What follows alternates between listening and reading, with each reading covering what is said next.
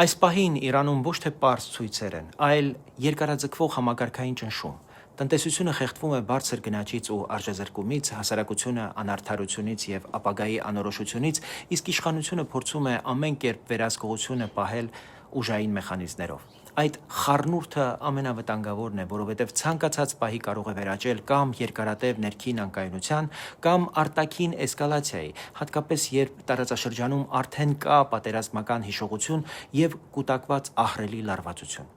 Հայաստանի համար երկարատև պատերազմը Իրանի շուրջ ամենադեստրուկտիվ սցենարն է առայժմ երկու պատճառով։ Առաջինը լոգիստիկ եւ տնտեսական։ Իրանի հետ սահմանը մեզ համար կյանքի գիծ է։ Ապրանքների, վառելիքի, հումքի եւ մարդկանց շարժի համար։ Եթե Իրանը փակվի, հարվածը գալիս է անմիջապես՝ մատակարարումների խափանում, գների աճ, շուկայի սեղմում եւ նոր կախվածություն 1-2 ուղղությունից։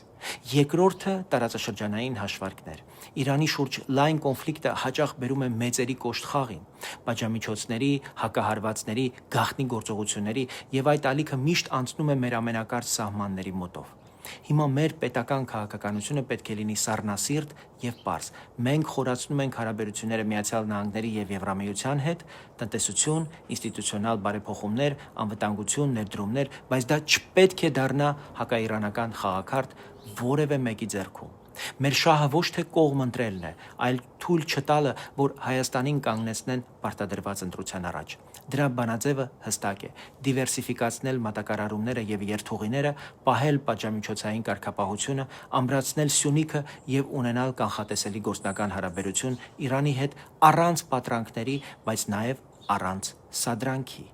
Մի խոսքով, Իրանի շուրջ երկարատև պատերազմը մեզ համար հեռավոր մի բան չէ, դա գնաճ է մեր խանութում, ռիսկ մեր հարավում եւ ճնշում մեր ինքնիշխանության վրա։ Մեր պատասխանը պետք է լինի ուժեղ պետություն, ուժեղ տնտեսությամբ, ուժեղ դիվանագիտությամբ եւ այնպիսի գործընկերություններով, որտեղ գործում են